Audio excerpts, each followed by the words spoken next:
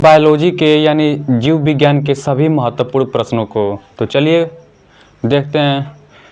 तो इसका देखिए जो पहला प्रश्न क्या है, तो मानव पाचन तंत्र, जो मानव का पाचन तंत्र होता है, जैसे कि मुख गुहा ग्रसनी स्वर तंत्र, मुख गुहा ग्रसनी स्वर तंत्र, आमाशय, आमाशय के बाद छोटी आंत में हमारा जो भोजन होता है वो पच जाता है।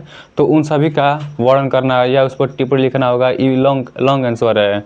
सबसे पहले देखिए वन शॉट में बता दे रहे आप लोग को आसान तरीके से। सबसे पहले अपने भोजन को हम लोग मुंह गुहा में डालते हैं। यहाँ से जो सलाइवा होता है वहाँ पर कार्बोहाइड्रेट की मात्रा होता है, वहाँ से हमारा जो पाचन क्रिया होता है प्रारंभ होता है।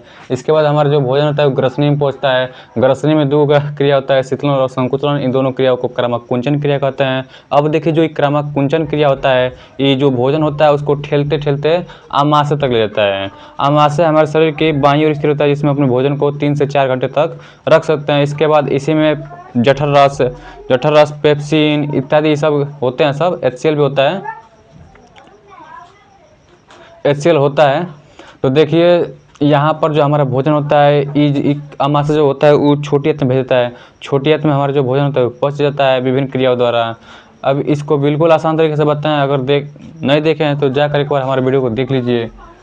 फिर दूसरा देखिए प्रकाश संश्लेषण क्रियाविधि द्वारा, प्रकाश संश्लेषण के क्रियाविधि द्वारा। अब देखिए ये जो क्रियाविधि द्वारा है ये पौधों में होता है। ये जो क्रियाविधि है ये पौधों में होता है। प्रकाश संश्लेषण क्रियाविधि जो पौधे होते हैं, पेड़ पौधे होते हैं, हरे पेड़ पौधे अपना भोजन जो होता है फोटोसिंथेसिस यानी प्रकाश संश्लेषण क्रिया द्वारा अपना भोजन बनाते हैं। अब देखिए प्रकाश संश्लेषण जो क्रियाविधि है इसमें 2 क्रिया होता है, प्रकाशीय अभिक्रिया और अप्रकाशीय अभिक्रिया। लाइट रिएक्शन और ब्लैक रिएक्शन भी होता है। अब देखिए इसमें तीसरा है पोषण एवं उसके प्रकार। देखिए जो तीसरा है पोषण क्या है, समस्त जीवों को भोजन करना होता है जिन्हें हम क्या कहते हैं, पोषण कहते हैं। या हमें ऊर्जा पर लेने के लिए हमें भोजन की आवश्यकता होती है, उसे हम लोग पोषण कहते हैं। पोषण 2 प्रकार का होता है, स्वपोषण और परपोषण। स्वपोषण जो अपना भोजन स्वयं बनाता है, परपोषण जो अपना भोजन स्वयं बनाकर दूसरों पर डिपेंड रहता है, उसे हम लोग क्या कहते हैं, परपोषण कहते हैं। तो अब देखिए जो परपोषी होते हैं उसके भी 3 अंग होते हैं, मृतोपजीवी, परजीवी और एक होता है जो मृत से अपना भोजन प्राप्त करते हैं, उसे हम लोग मृतोपजीवी कहते हैं। परजीवी जो दूसरों से, जैसे कि मच्छर जो हो गया परजीवी है, मच्छर हो गया जो अपना भोजन दूसरे से प्राप्त करता है, पर दूसरे जीव पर निर्भर रहता है। तो ये हमारा पोषण हो गया। स्वपोषण और परपोषण के प्रकार होते हैं। फिर विटामिन देखिए, विटामिन जो होता है वो जटिल कार्बनिक पदार्थ है जो हमारे शरीर की उपापचय क्रिया को क्या करता है, अच्छा से चलाता है। और विटामिन की कमी से अपूर्णता रोग होते हैं। विटामिन का खोज फंक नामक वैज्ञानिक ने किया था। अब इसमें अब बताएंगे बिल्कुल विस्तार में तो वीडियो लंबा हो जाएगा, इसलिए हम ज़्यादा विस्तार में इसको नहीं बताएंगे। तो विटामिन होते हैं सब, विटामिन ए, विटामिन कीड़ा, इसका देखिए कीड़ा होता है, विटामिन कीड़ा KEDA, विटामिन के, vitamin E, vitamin D, vitamin A. Vitamin 2 प्रकार का होता है, जल में घुलनशील विटामिन और वसा में घुलनशील विटामिन। जल में घुलनशील विटामिन बी और सी होता है, और वसा में कीड़ा KEDA, विटामिन के, vitamin E, vitamin D, vitamin A. इस सभी को विस्तार में बताए हैं, विटामिन को जाकर एक बार पढ़ लीजिएगा। फिर देखिए 5वां है पाचक रस।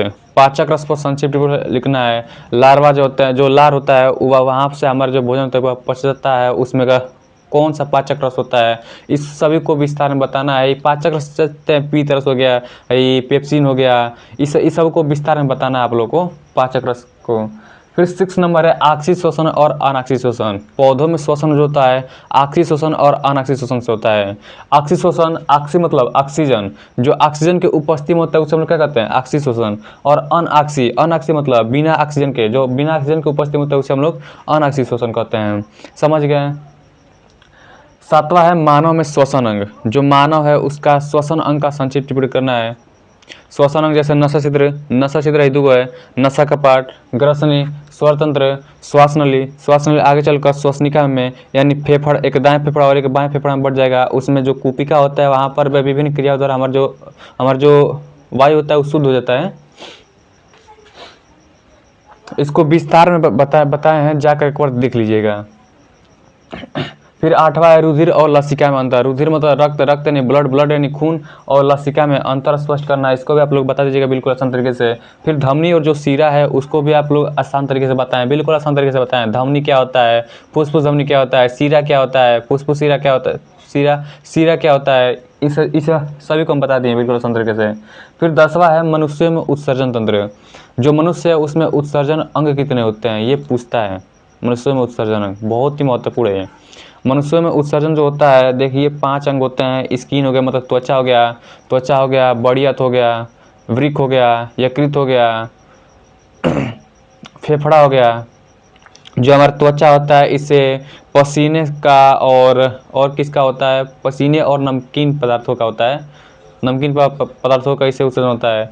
फिर फेफड़ा जो हो गया उससे बलगम यानी खेखार का उत्सर्जन होता है। फिर बॉडी जो हो गया उससे जो काइल पदार्थ होता है उसका उत्सर्जन होता है। वृक्क आप लोग जानते ही हैं, वृक्क यानी किडनी, किडनी में हमारा जो पेशाब बनता है रीनल हाइलम में, किडनी का जो प्रवेश द्वार होता है वहाँ पर पेशाब ज़्यादा इकट्ठा रहता है, तो अब वहाँ से पेशाब का उत्सर्जन होगा। इस सभी का आप लोग विस्तार में बताइएगा। और जो यकृत होता है वो अमोनिया को यूरिया में, अमोनिया जो हमारा पेशाब होता है देखिएगा पीला हो जाएगा, अमोनिया से वो यूरिया में बदल देगा। अब देखिए 12 है रुधिर परिसंचरण तंत्र। तो रुधिर परिसंचरण तंत्र को आप लोग विस्तार में बताइएगा। आरबीसी, डब्ल्यूबीसी और प्लेटलेट्स को विस्तार में बताइएगा। RBC red blood cells, WBC यानी व्हाइट ब्लड सेल्स और प्लेटलेट्स, आरबीसी यानी रक्त रुधिर का लाल रुधिर कणिकाएं, डब्ल्यूबीसी ये श्वेत रुधिर कणिकाएं, और प्लेटलेट्स की कमी से पीलिया नामक रोग होता है जो कि पपीता खाने पर और बकरी का दूध पीने पर ठीक होता है। ये सब आप लोग विस्तार में बताइएगा। इसका जीवन काल 120 दिन होता है, इसका जीवन काल 7 दिन होता है, इसका जीवन काल 3 दिन होता है। इस सभी को विस्तार में बता दीजिएगा आप लोग।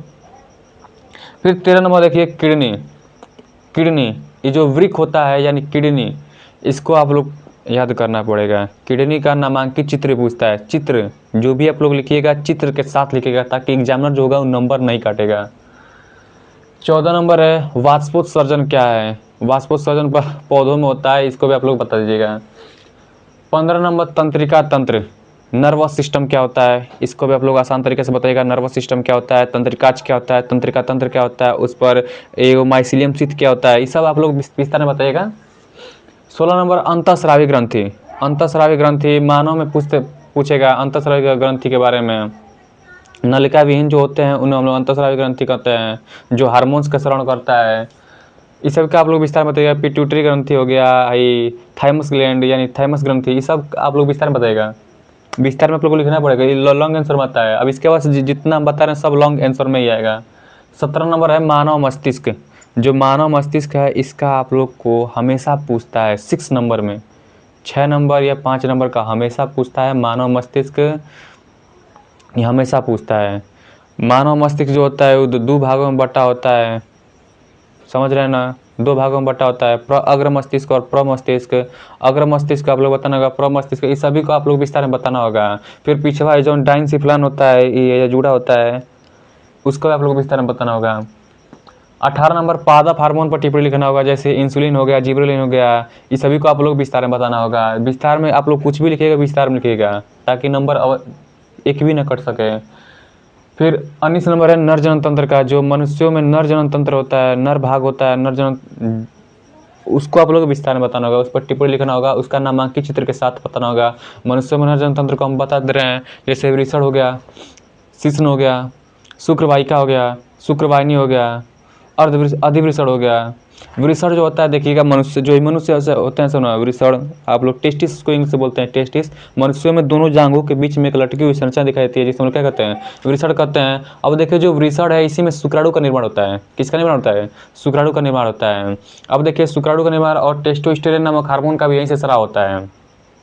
उसके बाद उसी पर एक कुंडलीकार एक संरचना होगा जिसे हम लोग क्या कहते हैं, अधिवृषण कहते हैं, जहाँ पर जो हमारे शुक्राणु होते हैं परिपक्व यानी विकसित होते हैं। अब वहाँ से जो शुक्रवाहिनी होता है वो लेकर जाता है उस शुक्राशय जो होता है थैलीनुमा संरचना होता है जहाँ पर उसको पोषण प्रदान होता है।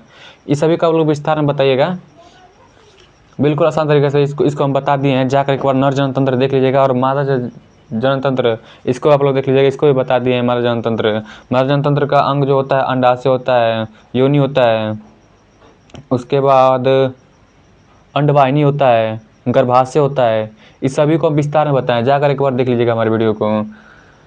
फिर 21 नंबर है परागण क्या है। पौधों में परागण पूछता है, पौधों में परागण पूछता है। परागण वो क्रिया, परागण पौधों की जान लीजिए एकदम सूक्ष्म इकाई है।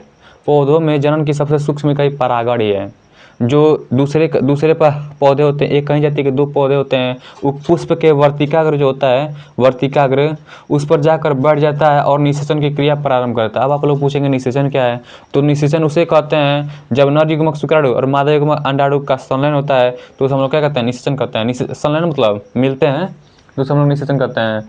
लैंगिक जनन और अलैंगिक जनन में अंतर आप लोग बता देना है। लैंगिक जनन क्या है, अलैंगिक जनन है, किसमें नर कह सकता होगे, किसमें दोनों कह सकता होगे, नर और मादा दोनों कह सकता होगे। इस सभी को आप लोग विस्तार में बताना होगा। 23 नंबर जनन और स्वास्थ्य पर टिप्पणी लिखना होगा। यह गर्भ निरोधन पूछता है या परिवार नियोजन पूछता है, इसी को घुमा घुमा कर पूछ देता है कभी कभी। 24 नंबर है शुक्राणु का सचित्रण।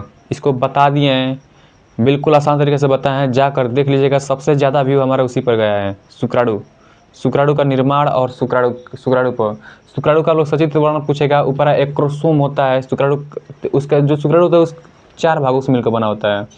एक्रोसोम ऊपर होता है, मतलब जैसे कि शीर्ष वाला ऊपर जो होता है उसको एक्रोसोम कहते हैं।